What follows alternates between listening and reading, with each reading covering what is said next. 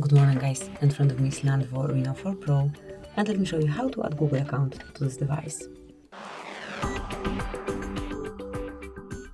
First of all, open the settings, then find and select accounts and choose Google.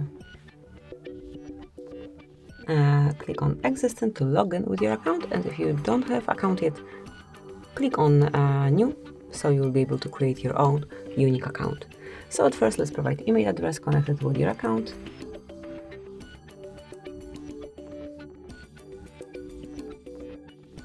And then enter the password. Just let me do it off the screen.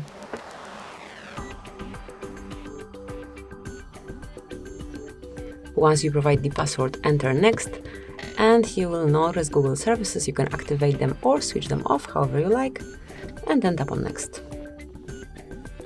And that's it, your account has been added.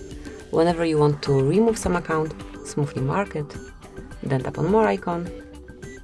Actually not here. Let's click on account one more time, tap on more again, and here you will be able to remove your account.